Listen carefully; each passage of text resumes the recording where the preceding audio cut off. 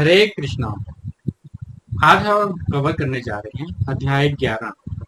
और अध्याय 11 का शीर्षक है विश्व रूप योग दर्शन, अर्थात यूनिवर्सल फॉर्म।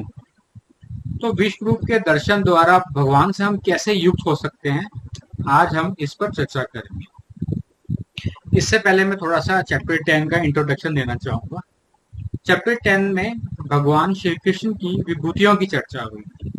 जैसे कि उन्होंने कहा था, नदियों में मैं गंगा हूँ, देव ऋषियों में हूँ मैं नारद हूँ। तो उसी प्रकार संसार में जो भी स्पेशल है, उसमें जो भी स्पेशलिटी है, उसकी वजह क्या है? भगवान कृष्ण की विभूतियां हैं। तो हम जो चर्चा करने वाले हैं वो है विश्व रूप दर्शन। इसमें भगवान श्री कृष्ण अर्जुन को अपना विश्व रूप दिखाएंगे। एक्चुअली पहले से ही क्या था कि अर्जुन को विश्वास हो गया था कि सबसे सुप्रीम पर्सनैलिटी भगवान श्री कृष्ण है। अर्जुन को पता था भगवान सच बोल रहे हैं, अर्जुन ऑलरेडी समझ चुका था। फिर इस विश्व रूप के दर्शन की जरूरत ही क्या थी? विश्वास थोड़ी दिलाना था कि अर्जुन को कि मैं भगवान हूँ, इसलिए मैं तुम्हें विश्व रूप दर्शन दिखा रहा हूँ। इसका एक्चुअली एक पर्पस था, ताकि आगे जाके कोई बोले कि हम भगवान हैं, कोई बोल दे कि मैं नदियों में गंगा हूँ, देवऋषियों में नारद हूँ। कोई भी कुछ भी बोल सकता है। उस टाइम पे हम यही बोलेंगे कि आप अपना प्रैक्टिकल डेमोन्स्ट्रेशन दिखाइए, जैसे भगवान श्री कृष्ण ने दिखाया था। आप वो रूप दिखाइए, विश्व रूप दिखाइए। तो इसी इसी वजह से अर्जुन, इसी यही रीजन है कि अर्जुन ने भगवान श्री कृष्ण से कहा कि आप अपने विश्व रूप के दर्शन कराइए। तो हम स्टार्ट करते हैं श्लोक नंबर 1 से। इसमें अर्जुन कहते हैं कि भगवान, आपके स्पिरिचुअल ज्ञान से हमारा मेरा मोह दूर हो गया है। अर्जुन एक्चुअली समझ चुके हैं कि भगवान श्री कृष्ण ही लॉर्ड है। ठीक है, तो अर्जुन पहले श्लोक में बोल रहे हैं, आप जिन अत्यंत भू आध्यात्मिक विषयों का आपने मुझे उपदेश दिया है, उससे मेरा मोह दूर हो गया है। एक्चुअली भगवान श्री कृष्ण ने चैप्टर 10 में जो विभूतियां बताई थी और उससे पहले जो ज्ञान दिया था, उससे अर्जुन, उस स्पिरिचुअल ज्ञान से अर्जुन का मोह पूरी तरह से हट गया है। चैप्टर नंबर 11 की अलग ही सिग्निफिकेंस है। अगर आपका अभी तक कंफ्यूजन और मोह नहीं हटाया, तो ये चैप्टर 11 सुन के आपका मोह हट जाएगा। तो ये जो चैप्टर 11 है, उसको हमने कई पार्ट में डिवाइड किया है। तो उसका फर्स्ट पार्ट है वो 11.1 टू 11.4 है।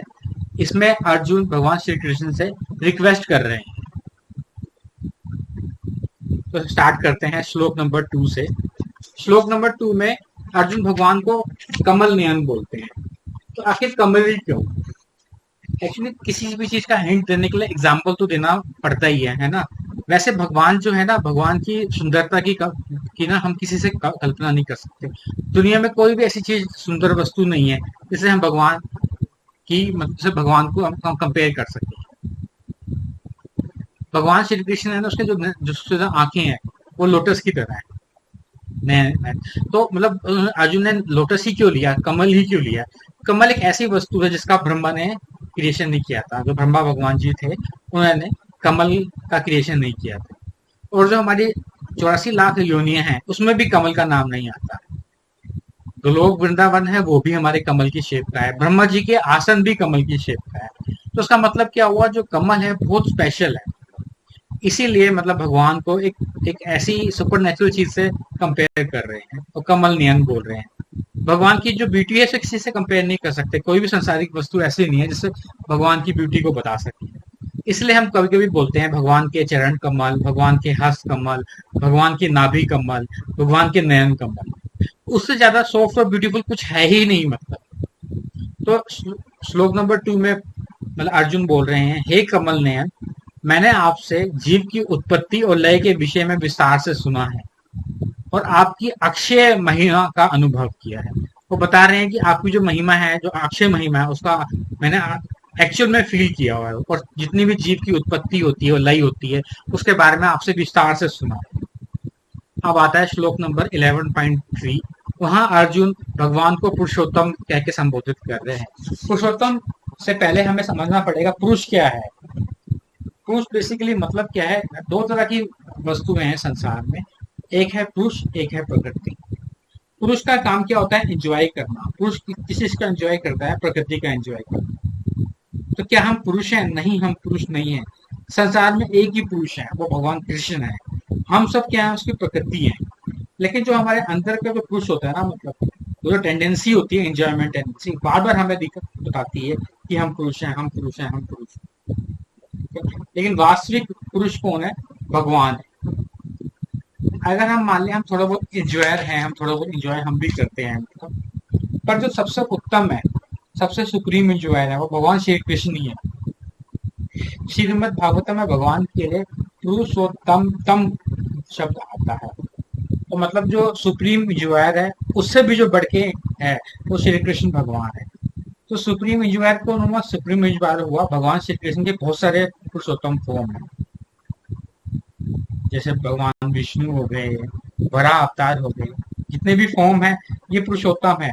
लेकिन सबसे जो उत्तम है, पुरुषोत्तम में जो वो उत्तम है, वो भगवान श्री कृष्ण। तो अर्जुन भगवान कह रहे हैं, हे परमेश्वर, यद्यपि मैं आपको अपने समक्ष आपके वास्तविक रूप में देख रहा हूँ, पर मैं ये देखना चाहता हूँ कि इस संसार में आप किस तरह से प्रविष्ट हुए हैं। तो एक तरह से अर्जुन जो है भगवान जी से प्रार्थना कर रहे हैं कि आप अपना जो रूप है, अपना विश्व रूप दिखाइए। तो श्लोक नंबर 11.4 में अर्जुन बोलते हैं, हे योगेश्वर, अगर आप सोचते हैं कि मैं आपके विश्व रूप देखने में समर्थ हूँ, तो कृपया करके मुझे अपना असीम विश्व रूप दिखाइए। अब अर्जुन को कन्विक्शन हो गया कि भगवान श्री कृष्ण ही सुप्रीम लॉर्ड है। तो जो विश्व रूप था, केवल एक ही भगवान ने दिखाया है, केवल एक ही भगवान है, श्री कृष्ण भगवान। किसी भी भगवान विष्णु की फॉर्म, शिव जी, ब्रह्मा जी और किसी भी डेमीगॉड ने आज तक इसे मतलब प्रस्तुत नहीं किया हुआ। तो एक तरह से हमारे लिए शिक्षा भी है कि अगर कोई कपटी व्यक्ति बोले कि मैं भगवान हूँ, तो उसको ये प्रूव करना पड़ेगा भगवान से पहले, उसको अपना विश्व रूप दिखाना पड़ेगा। अब 11.4 के बाद क्या आता है? ये सारी थ्योरी खत्म होगी, अब प्रैक्टिकल डेमोन्स्ट्रेशन आएगा। ये समरी है हमारे 11.1 और 11.4 की। तो ये इसके लिए मैंने स्टडी गीता.com यूज किया है। ये बहुत अच्छा पोर्टल है। आप भी इस पोर्टल का यूज करके भगवत गीता और भी बहुत सारी चीजें सीख सकते हैं, और ये फ्री ऑफ कॉस्ट है। जो ये वर्ष है 1 to 4, इसमें अर्जुन भगवान जी की प्रार्थना कर रहा है और हम्बल रिक्वेस्ट कर रहा है भगवान से कि आप मुझे अपना यूनिवर्सल फॉर्म दिखाइए। तो मतलब अर्जुन की वजह से ही हम लोग भी आज इस चीज को समझ पा रहे हैं। अब हम आते हैं 11.5 में। भगवान अब बोल रहे हैं, हे अर्जुन, अब तुम मेरे हजारों, सैकड़ों और दिव्य और विभिन्न रंगों वाले रूप को देखो। अब भगवान उनको अपने विभिन्न रूप दिखा रहे हैं। 11.6 में भगवान बोल रहे हैं, हे भारत, आदित्य, वसुओं, रुद्रो और अश्विनी कुमार को देखो। हमें पता है कि आजकल हमने एक वर्ड सुना होगा, 33 कोटि देवता। 33 कोटि देवता के बारे में बता रखा है। तो भगवान कह रहे हैं 12 आदित्य, 11 रुद्र, 8 वसु, 2 अश्विनी कुमार, ये टोटल 33 हो गए, 33 हो गए। इनको देखो। तो ये भगवान ने सब कुछ चीज दिखाई दे रही है। भगवान कह रहे हैं, ऐसे अनेक आश्चर्यमय रूपों को देखो जिसने ना किसी ने पहले देखा हो ना सुना हो।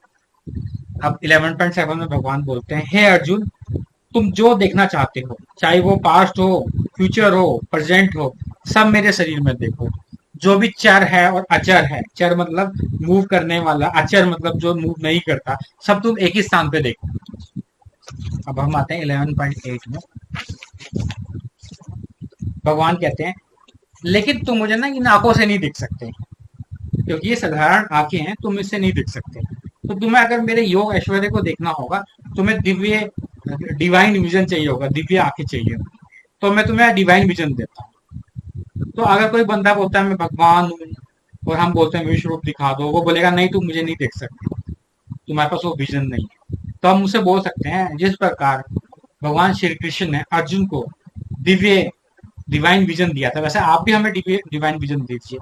तो मतलब भगवान कृष्ण सबसे स्वरूप, उनका ऐसा स्वरूप है, और उन्होंने केवल वही आज तक ऐसे जिन्होंने अपनी डिवाइन यूनिवर्सल फॉर्म दिखाई थी। अब आते हैं हम 11.9 में। इसमें संजय जी बोल रहे हैं धृतराज से, हे राजा, ऐसे कह के महायोगेश्वर भगवान श्री कृष्ण ने अर्जुन को अपना विश्व रूप दिखाया। अब क्या है, जो भगवान श्री कृष्ण है योगियों के ईश्वर हैं, और योगियों के ईश्वर से भी बढ़ के हैं वो, मतलब योगेश्वर में भी महायोगेश्वर है। तो बाकी फॉर्म है भगवान की, वो योगेश्वर हो सकती है, लेकिन भगवान श्री कृष्ण सबसे ऊपर है। 11.10 में आगे वर्णन बता रखा है कि अर्जुन विश्व रूप में क्या देखता है। तो विश्व रूप में अर्जुन को क्या दिखाई दे रहा है? असंख्य मुख, नेत्र, अस्त्र शस्त्र, आचार्य में दृश्य, दिव्य आभूषण, हथियार, मालाएं, वस्त्र और सुगंध, ये सब चीज दिखाई देती है। अब आते हैं 11.12 में। अर्जुन कहता है अगर आकाश में हजारों सूर्य भी उदय हो जाएं, तब शायद भगवान का जो ये रूप है ना, उसे तेज का समान हो सके। तो भगवान का जो तेज है इतना ज्यादा हाई है कि मतलब उसको हम डायरेक्टली नहीं देख सकते। कभी कभी क्या होता है, मतलब कुछ मायावादी बोलते हैं कि सब कुछ लाइट ही है, लेकिन ये लाइट कहाँ से आई है? ये लाइट भी कहीं से आई होगी, लाइट का भी सोर्स होगा। तो अल्टीमेटली सोर्स क्या है? भगवान का ही, भगवान ही है लाइट का सोर्स। और किसी किसी को क्या है, भगवान कभी दिखाई दे तो सिर्फ लाइट ही समझ आती है, क्योंकि भगवान को तभी नहीं देख सकते हैं जब तक भगवान तुम्हें शक्ति ना दे, भगवान की भक्ति ना हो तुम्हारे। जब तक तो मतलब भगवान भी उन्हीं को दिखाई देते हैं जिनके पास भगवान की भक्ति होती है। अब हम आते हैं 11.13 में। अर्जुन को भगवान के शरीर में ना अनेकों अनेक ब्राह्मण दिखाई दे रहे हैं। आज के टाइम में हम मल्टीवर्स की बात कर रहे हैं, है ना? पर वो रेस्ट किस पे करेंगे? मल्टीवर्स वो रेस्ट करेंगे एक ही चीज पे, वो भगवान श्री कृष्ण पे आश्रित है। और ये सब आंसर हमें भगवत गीता से मिलते हैं। अब हम आते हैं 11.4 में। अब अर्जुन बहुत ज्यादा रोमांचित हो गए हैं, मतलब अब प्रणाम कर रहे हैं भगवान को। हे भगवान, मैं आपके शरीर में सभी देवताओं को देख रहा हूँ। कमल पे बैठे ब्रह्मा जी, शिव जी, ऋषि, दिव्य सब आपके भीतर है। अब आता है 11.50। अर्जुन कहते हैं हे विश्वेश्वर, आपके शरीर में असंख्य हाथ, पेट, मुख और आंखें देख रहा हूँ जो सर्वत्र फैली हुई है। भगवान की असंख्य आंखें हैं, असंख्य पेट, असंख्य मुख, वो हर जगह फैली हुई है। तो श्री कृष्ण भगवान हर जगह पहुंच कर रहे हैं। अगर कोई सोच रहा है उनको कोई नहीं देख रहा तो वो गलत सोच रहा है। भगवान की सैकड़ों आंखें हैं। अर्जुन आके बोलते हैं हे विश्वरूप, मैं आपके भीतर अनंत रूप देख रहा हूँ। 11.16 में बोल रहा है कि आपके मैं मतलब हजारों रूप देख रहा हूँ। असंख्य हाथ हैं, असंख्य पेट हैं, असंख्य मुख हैं, असंख्य नेत्र हैं, पर मुझे ना उसमें कोई आदि नजर आ रहा है, ना मध्य नजर आ रहा है, ना अंत नजर आ रहा है। हम लोग क्या, हम लिमिटेड हैं, हमारा शरीर लिमिटेड है, इंटेलिजेंस लिमिटेड है, शक्ति लिमिटेड है, लेकिन भगवान कैसे हैं? भगवान अनंत है। भगवान की ना कोई बिगनिंग है, ना कोई मिडिल है, ना कोई एंड है। तो भगवान अनंत है। तो ये कोई इमेजिनेशन नहीं है, ये एक्चुअल रियलिटी है। इसको अगर स्टोरी की तरह सुनना है तो मेरे ख्याल से ये आपको मतलब ये स्टोरी नहीं है, ये आपको रियलिटी की तरह समझना पड़ेगा इसको, ये स्टोरी नहीं है। तो अभी क्या है, मतलब अभी जो श्लोक हमने पढ़े 5 से लेकर 14 तक, इसमें क्या था? भगवान के यूनिवर्सल फॉर्म के बारे में पूरा वर्णन हो रहा है।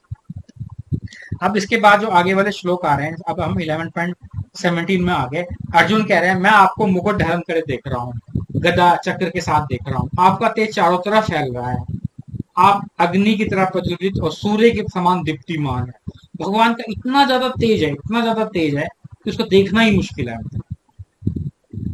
अब जो लोग कहते हैं कि अंत में सिर्फ लाइट ही लाइट है, वो लाइट भी एक तरह से भगवान का ही तेज है। वो लाइट भगवान से निकलती है, भगवान लाइट से नहीं निकलते। तो असली सोर्स क्या है? भगवान है। आते हैं हम 11.18 में। अर्जुन कह रहे हैं आप परम सत्य हो, आप इस ब्रह्मांड के परम आश्रय हो, आप अविनाशी हो, आप सनातन धर्म के रक्षक हो, आप आदि पुरुष हो। अब अर्जुन ऑफिशियली भगवान को सुप्रीम डिक्लेयर कर, वो कह रहे हैं भगवान परम सत्य है, परम आश्रय है, सनातन पुरुष है, धर्म के रक्षक है। यहाँ सनातन का मतलब बेसिकली होता है इटर्नल होता है। हमने ये वर्ड काफी सुना होगा, सनातन धर्म। सनातन धर्म का मतलब क्या है? ऐसा धर्म जो इटर्नल है। धर्म क्या है? धर्म एक तरह से नेचर होता है। जैसे चीनी की धर्म क्या है? स्वीटनेस। आग का धर्म क्या है? हीट। तो सनातन का मतलब क्या है? इटर्नल। ठीक है, तो इटर्नल कौन होता है? इटर्नल हमारी सोल होती है। और सोल का धर्म क्या है? सोल का धर्म है भगवान की सेवा करना। बाकी सब चीज टेम्परेरी है। सोल सोल जो है हमारी, उसकी आइडेंटिटी जो है, मतलब जो उसका इटर्नल धर्म है, भगवान की सेवा करना। सिर्फ यही चीज है जो रियल आइडेंटिटी है। सोल हमारी रियल आइडेंटिटी है। अब हम 11.19 में आते हैं। अर्जुन कह रहे हैं भगवान ना कोई आदि है, ना कोई मध्य है, ना अंत है, आपकी शक्ति अनंत है। सूर्य और चंद्रमा आपकी आंखें हैं, आपके मुख से अग्नि निकल रही है, आप पूरे ब्रह्मांड को अपने तेज से प्राप्त कर रहे हैं। तो सिंपल सी बात कह दी कि सन और मून आपकी आंखें हैं ना। तो अब मैं एक बार दोबारा बताना चाहूंगा, एक्चुअली जो हमें दिखता है हम सोचते हैं वही सच्चाई है। जैसे हम अगर हम दूर से देखें, हमें हमें दूर से देखेंगे तो एक रोशनी दिखाई देगी तो हमें लगेगा रोशनी है, लेकिन पास जाके देखेंगे तो क्या लगेगा, एक बल्ब है उससे रोशनी नजर आ रही है। तो इसका मतलब ये नहीं रोशनी ही शरीर है, शरीर तो बल्ब है। तो हमारी जो विजन है कभी भी धोखा खा सकती है, लिमिटेड है हमारी विजन। तो जब हम भगवान से भक्ति योग करते हैं तो हमारी विजन प्यूरिफाइड होती है और हमें भगवान का रूप समझ आने लगता है। आपने सुना होगा कई लोग इस नेचर को ही भगवान समझने लगते हैं, ये तो भगवान की शक्ति है, भगवान की एक तरह से लाइट है नेचर, तो हम उसी को भगवान समझना शुरू कर देते हैं। अब आता है 11.20 में, अर्जुन बोलते हैं, हे महात्मा, स्वर्ग और पृथ्वी के बीच समस्त आकाश और सारी दिशाएं आपसे व्याप्त हैं। आपके इस अद्भुत और भयानक रूप को देखकर तीनों लोग भयभीत हो रहे हैं। अब थोड़ा सा एस्पेक्ट चेंज हो गया, अब विश्व रूप का जो है ना थोड़ा टेरिफाइंग एक्सपेक्ट आ गया है। अर्जुन अभी तक तो बड़े हैरान थे, अब अर्जुन हैरान से क्या हो गए हैं, मतलब घबरा गए थोड़े से। अब उनको भगवान के रूप में स्वीटनेस नहीं आ रही, अब उनको भगवान का ऐश्वर्य नजर आ रहा है। जो पहले उनको वो स्वीटनेस नजर आ रही थी भगवान की, अब वो स्वीटनेस नजर नहीं आ रही, अब उनको क्या नजर आ रहा है, अब उनको आ रहा है ऐश्वर्य नजर आ रहा है भगवान का। तो अब स्टार्ट होता है 11.21 से 11.27 में। इसमें अर्जुन बताएंगे कि जो देवता है भगवान की स्तुति कर रहे हैं, है ना, और अर्जुन जो है उनके विकराल रूप को देख के भय फील कर रहे हैं। अर्जुन देख रहे हैं सारे देवता भगवान में प्रवेश कर रहे हैं, कुछ तो हाथ जोड़ के भगवान की स्तुति कर रहे हैं, कुछ भगवान जो महापुरुष हैं भगवान को ही बोल रहे हैं, सर्व हर जगह शांति हो, भगवान की स्तुति कर रहे हैं, है ना। सारे देवता सारे दानव भगवान के अधीन है। तो हमें समझना है कि जो डेमी गॉड है हम उसको सुप्रीम मान लेते हैं, लेकिन अल्टीमेट सुप्रीम पर्सनैलिटी भगवान श्री कृष्ण ही है। अब 11.22 में अर्जुन कहते हैं, रुद्र, आदित्य, वसु, साध्य, विश्वदेव, मारुत, पितर, अश्विनी कुमार, यक्ष, मतलब जितने भी मतलब संसार के क्रिएचर हैं सब भगवान के रूप को देख के आश्चर्यचकित है। कोई इनको प्रेस कर रहा है, कोई डर रहा है, कोई आश्चर्य में। अब आता है 11.23, अर्जुन कहते हैं, हे महाभाव, आपके इस विराट को लेकर सभी लोग भयभीत हो रहे हैं। आपके अनेक मुख, नेत्र, हाथ, जंघाएं, चरण और भयंकर दांत। अब अर्जुन डिस्टर्ब होना शुरू हो गए। भगवान का इतना विशाल रूप है, इतना टेरिफाइंग रूप है, मतलब ये सब उनको समझ नहीं आ रहा। मतलब मेन चीज क्या है ना, भगवान का ऐश्वर्य इतना ज्यादा है कि हम तो उसको सहन भी नहीं कर सकते, हम तो कल्पना भी नहीं कर सकते उसकी। अब अर्जुन जो है वो कह रहे हैं, आपके इस बहुरंगी रूप को देखकर मेरा मन भय से व्याकुल हो रहा है, मैं धैर्य और शांति खो रहा हूँ। अर्जुन ओपनली क्या बोल रहा है कि वो डर गए हैं। अब भगवान का एक तो स्वीटनेस फॉर्म है, जो भगवान का टू हैंडेड फॉर्म है भगवान श्री कृष्ण का, एक भगवान का ऐश्वर्य फॉर्म है। ये ऐश्वर्य फॉर्म है, ये विश्व रूप फॉर्म है। तो जहां अर्जुन पहले आचार्य चकित थे, अब फियर फील कर रहे हैं। अब 11.25 में बोलते हैं, हे देवेश, आपके विकराल दांतों वाले मुख को देखकर मैं दिशाएं भूल गया हूँ, मुझे शांति नहीं मिल रही, मुझे कृपा करके मुझे मुझ पर प्रसन्न हो। अब अर्जुन थर थर कांप रहे हैं। अब 11.26 में अर्जुन क्या देखते हैं, धृतराष्ट्र के पुत्र, भीष्म पितामह, द्रोणाचार्य, कर्ण, सभी बड़े योद्धा भगवान के विकराल मुख में प्रवेश कर रहे हैं। कुछ योद्धाओं के सर जो हैं भगवान के दांतों के बीच में चूर्णित हो रहे हैं, मतलब कई योद्धा तो ऐसे हैं जो भगवान के दांतों के बीच में आकर उनके टुकड़े टुकड़े हो जा रहे हैं। तो उसमें भगवान क्या दिखाना चाह रहे हैं, भगवान दिखाना चाह रहे हैं टाइम फैक्टर, काल। भगवान क्या बता रहे हैं, हर व्यक्ति धीरे धीरे मौत की तरफ जा रहा है, चाहे वो कितना ही पावरफुल क्यों ना हो, उसका अल्टीमेट डेस्टिनेशन मौत है, मौत उसको एब्जॉर्ब कर रही है। तो भगवान एक काल स्वरूप दिखा रहे हैं। 11.28 में अर्जुन एक व्याख्या कर रहे हैं, कल्पना कर मतलब बता रहे हैं, मतलब जैसे अनेक नदियां समुद्र की तरफ बहती है, वैसे ही ये सारे वीर योद्धा आपके मुख में प्रवेश कर रहे हैं, इन्हें कोई नहीं रोक सकता।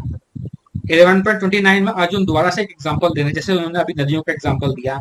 अब वो क्या कह रहे हैं, जैसे कीट पतंगे होते हैं ना, वो अग्नि में प्रवेश करते हैं, वैसे सभी लोग विनाश के लिए आपके मुख में प्रवेश कर रहे हैं। तो ये मटेरियल वर्ल्ड की साइकोलॉजी भी इस तरह की है। हम क्या सोच रहे हैं, हमें हैप्पीनेस चाहिए, हैप्पीनेस चाहिए, हम हैप्पीनेस में किसकी तरफ देखते हुए कहाँ जा रहे हैं, जैसे कीट पतंगे आग की तरफ जा रहे हैं, वैसे हम भी डिस्ट्रक्शन की तरफ जा रहे हैं। तो जैसे जो कीट पतंगे हैं वो फायर को देखकर अट्रैक्टिव होता है, कितना सुंदर प्रकाश है ना, मैं अगर वहां जाऊंगा तो मुझे भी सुख मिलेगा। तो मेटीरियल अट्रैक्शन भी ऐसे ही है। अब आता है 11:30, उसमें अर्जुन कह रहे हैं, हे विष्णु, आप अपने प्रज्वलित मुख से सभी लोगों को निगल रहे हैं, आपकी भयंकर किरणों से पूरा ब्रह्मांड जल रहा है। तो पूरा यूनिवर्स जो है भगवान के भीतर में है, और जो काल स्वरूपी जो भगवान है उन सबको एब्जॉर्ब कर रहे हैं। तो भगवान सिर्फ क्रिएट नहीं करते हैं, भगवान मेंटेन भी करते हैं और अंत भी करते हैं। तो जैसे हम बोलते हैं ब्रह्मा जी क्रिएट करते हैं, विष्णु भगवान मेंटेन करते हैं, शिव भगवान डिस्ट्रक्शन करते हैं, लेकिन ओरिजिनल सोर्स जो है भगवान श्री कृष्ण है। अब आता है 11.31। 11.31 में क्या हो रहा है, अर्जुन पूरी तरह से हक्के बक्के हो गए हैं। वो प्रभु से बोल रहे हैं कि उनको समझ नहीं आ रहा कि आप इस ग्रुप में आप कौन हो, मेरे को कृपया करके बताइए, मैं आपको नमस्कार करता हूँ, आप मेरे पर प्रसन्न हुई। अब यहाँ देखो, मतलब बेसिकली अर्जुन ना मतलब वंडर थे, अब घबरा रहे हैं। मतलब इसका रीजन क्या है, जो वही भगवान, जो कृष्ण भगवान, जो उनके मित्र थे, सारथी थे, स्वीर थे, अब उनका यूनिवर्सल डिस्ट्रक्शन फॉर्म आ गया। अब आता है 11.32। 11.32 में भगवान का बहुत बड़ा श्लोक आता है और बहुत बड़ा फेमस स्टेटमेंट आता है। ये जो फेमस स्टेटमेंट है ना, मतलब इस फेमस स्टेटमेंट का बहुत बड़ा सिग्निफिकेंस है। इसके बिना मतलब ये चैप्टर कंप्लीट नहीं है। भगवान कह रहे हैं कालोस्मी, मतलब I am the time, I am the destroyer of world, मैं काल हूं, संसार का महाविनाशक। ये बहुत फेमस लाइन है भगवत गीता की। तो भगवान कह रहे हैं मैं काल हूं, संसार का महाविनाशक। तो भगवान अपना काल वाला रूप दिखा रहे हैं। हर व्यक्ति क्या सोच रहा है कि मैं हूं जो कंट्रोल कर रहा हूं, पर रियलिटी क्या है, कंट्रोल करने वाला क्या है, टाइम है। यंग एज चले जाएगी, ब्यूटी चले जाएगी, मनी चले जाएगी, पावर चले जाएगी, सिर्फ सिर्फ और सिर्फ एक चीज रहेगी, वो क्या रहेगा, काल रहेगा। वो काल क्या है, भगवान श्री कृष्ण का एस्पेक्ट है। यहाँ भगवान श्री कृष्ण बताना चाह रहे हैं कि योद्धाओं का विनाश पहले से ही हो चुका है, कि तुम्हारे बिना भी नहीं बचेंगे। तो 11.32 में भगवान कह रहे हैं योद्धाओं का विनाश पहले से ही हो रखा है, ये तुम्हारे बिना भी नहीं बचेंगे, है ना। तो भगवान 11.33 में कह रहे हैं इसलिए उठो, युद्ध करो, यश प्राप्त करो, ये योद्धा मेरे द्वारा ही माने जा चुके हैं। तुम केवल निमित्त मात्र हो, मतलब तुम बस निमित्त मात्र है, तुम भगवान के इंस्ट्रूमेंट हो। भगवान कह रहे तुम मेरे इंस्ट्रूमेंट हो, ठीक है। अब इसी पे एक स्टोरी भी आती है बारबरिक की। बारबरिक क्या थे, भगवान बारबरिक जो थे भगवान थे, वो भीम के पोते थे। उन्होंने प्रतिज्ञा करी थी मैं हमेशा वीक साइड से लड़ूंगा। तो भगवान समझ के वीक साइड से लड़ेंगे तो युद्ध कभी खत्म ही नहीं हो पाएगा, कभी कौरव की तरफ कभी पांडव की तरफ। तो भगवान ने उनसे दान में उनका शीश मांग लिया और बारबरिक ने भी तुरंत दे दिया। लेकिन बारबरिक ने भगवान से कहा था मुझे महाभारत देखने की इच्छा थी। उसने कहा ठीक है, मैं तेरे शीश को सबसे ऊंची जगह पे रख देता हूँ। 18 दिन युद्ध करने के बाद भगवान ने बोला सबसे बड़ा वॉरियर कौन था। तो बारबरिक क्या बोले, सबसे बड़ा जो योद्धा था वो भगवान श्री कृष्ण थे। कहते मेरे को सिर्फ भगवान श्री कृष्ण दिखे जो युद्ध कर रहे थे, और मेरे को क्या दिखाई दे रहा था, सुदर्शन चक्र है जो सबका विनाश करता है। तो मतलब बाकी सब लोग तो निमित्त मात्र ही थे, तो हम इंस्ट्रूमेंट है, डूअर्स के हैं, भगवान है। अब आता है 11.34 का। दुर्योधन, भीम, जयद्रथ, कर्ण, ये सारे योद्धा पहले ही मारे जा चुके हैं। भगवान कह रहे हैं तुम युद्ध करो, है ना। भगवान कह रहे हैं तुम सिर्फ माध्यम बनो, तुम्हें किसी डर की जरूरत नहीं है। अब आता है 11.35। संजय कह रहे हैं इन वचनों को सुन के अर्जुन कांपने लग पड़े और उन्होंने हाथ जोड़ के भगवान को बार बार प्रणाम किया। अब उनको रियलाइज हो गया था उनके सामने कौन बैठे हैं, जिसको वो फ्रेंड समझते थे, वो नहीं है, वो रियल भगवान है, असली भगवान है। और 11.36 में अर्जुन बोलते हैं हे ऋषिकेश, आपके नाम और कीर्तन की महिमा सुनकर सारा संसार आनंदित हो जाता है। भगवान का नाम भी अलग ही चीज है, उसमें अलग ही शक्ति है भगवान के नाम में। जब हम बोलते हैं ना हरे कृष्णा कृष्णा कृष्णा हरे हरे, हरे रामा रामा रामा हरे हरे, तो हमारा हार्ट जो है ना वो प्योरीफाइड हो जाता है, भक्त आनंदित हो जाते हैं। इसके आगे अर्जुन क्या बोल रहे हैं कि जहां मतलब राक्षस आपको भयभीत देखकर भयभीत हो रहे हैं और जो जो आपके भक्त हैं वो आपको देखकर आनंदित हो रहे हैं। तो एक ही भगवान है, भक्तों के लिए ब्लिस है और असुरों के लिए फियर है। तो ये डिफरेंस कहाँ है, ये कॉन्शियसनेस में डिफरेंस है। तो हम भगवत गीता भी पढ़ रहे हैं अपनी कॉन्शियसनेस को चेंज करने के लिए। 11.37 में आते हैं। अर्जुन कह रहे हैं, हे महात्मा, आप ब्रह्मा से भी महान हो, आप आदि करता हो, अनंत हो, आप देवताओं के भी देवता हो। भगवान को देवताओं के भी देवता बोला है, देवों के भी जो देव हैं वो भगवान श्री कृष्ण। अब 11.38 में आते हैं। अर्जुन कहते हैं, आप देव हो, आप सनातन पुरुष हो, आप संपूर्ण ब्रह्मांड के परम आश्रय हो, आप जानने योग्य हो, आप परम धाम। भगवान सनातन है, आत्मा सनातन है, भगवान का धाम सनातन है। टेम्पररी चीज है जो हमारे इंटेलिजेंस है, हम जो हैं, ये सब चीज टेम्पररी है। अब आते हैं 11.39 में। अर्जुन कहते हैं, आप वायु हो, आप यमराज हो, आप यज्ञी हो, आप वरुण, आप चंद्रमा हो, आप ब्रह्मा जी के भी पिता हो। जितनी भी शक्तियां हमें दिख रही है उन सबके स्वामी जो है वो भगवान ही है। यहाँ तक कि जो नेचर है जो हमें दिखाई देती है वो भगवान ही है, और जो डेमी गॉड है वो भी भगवान से ही शक्ति प्राप्त करते हैं।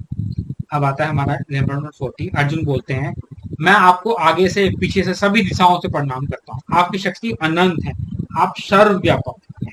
तो मतलब वो कहना है आप हर जगह व्यापक है, जहां देख रहा हूं आप ही हैं। अब आता है 11.41। अर्जुन को रियलाइज हो गया कि भगवान श्री कृष्ण जो है मतलब कितने वो फैमिलियर दिखाई दे रहे हैं। मतलब वो भगवान कृष्ण को बोल रहे हैं कि मैंने कभी मजाक में, आराम करते हुए, बैठते हुए, खाना खाते हुए अगर आपका अनदर कर दिया होगा तो मुझे क्षमा करें। अब वो उनका फ्रेंडशिप के साथ की तरह ट्रीट करते थे, साथ में बैठते, साथ में खाते थे, हंसी मजाक करते थे। अब अर्जुन को थोड़ा सा मतलब हेजिटेशन हो रही है, तो एम्बेरस फील कर रहे हैं, तो भगवान को अपनी माफी मांग रहे हैं कि अगर उनसे गलती होगी तो उनको क्षमा करें। अब इसमें एक श्लोक आता है 11.43 का, बहुत अच्छा श्लोक है जिसमें अर्जुन भगवान से प्रार्थना कर रहे हैं।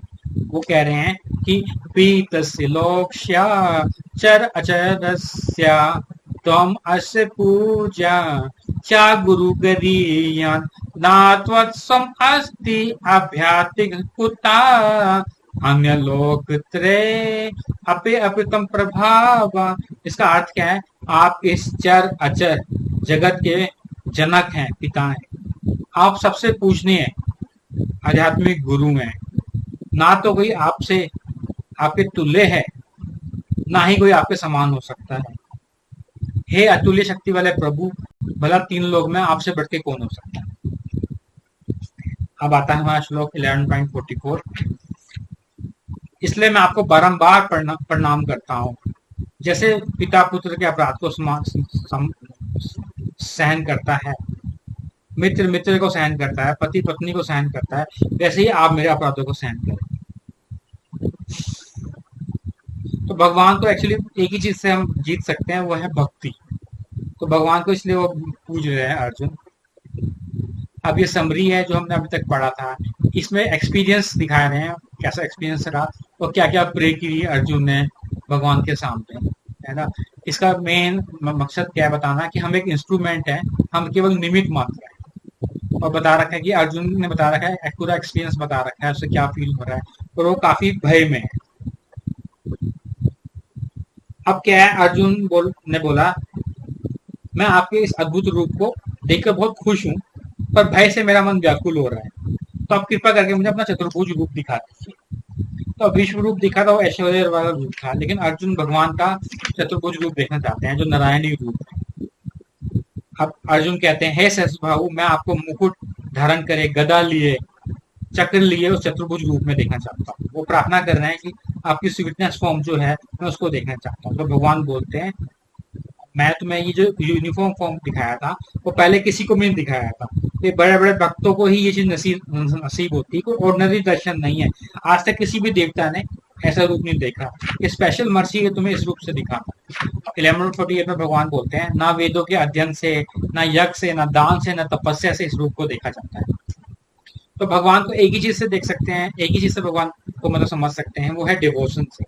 भगवान कह रहे हैं 1149 में, तुम इस भयानक रूप को देखकर भयभीत मत हो, मैं तुम्हें उसे प्रिय रूप को दिखाता हूँ।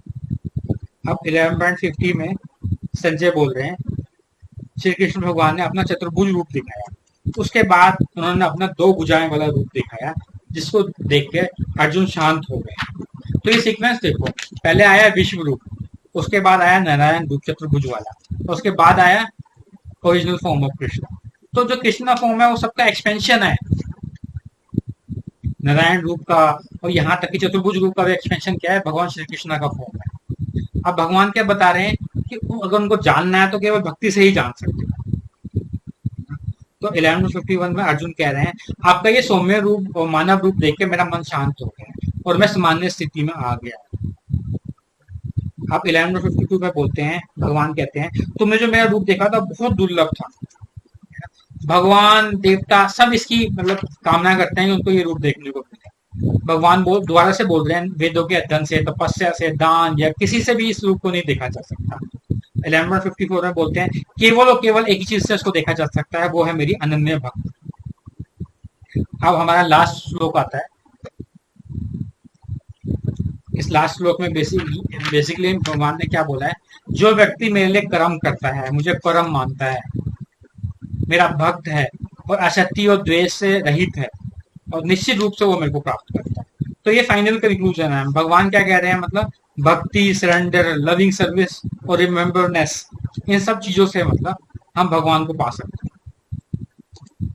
किसी भी ज्ञान से, किसी भी बुद्धि से, समझदारी से हम भगवान को नहीं पा सकते। तो असली भगवान का रूप कौन सा है, श्याम सुंदर रूप, दो भुजाएं वाला श्री कृष्ण वाला रूप, फ्लूट वाला कृष्णा वाला रूप। और यही भगवत गीता का अल्टीमेट कंक्लूजन है। हरे कृष्णा।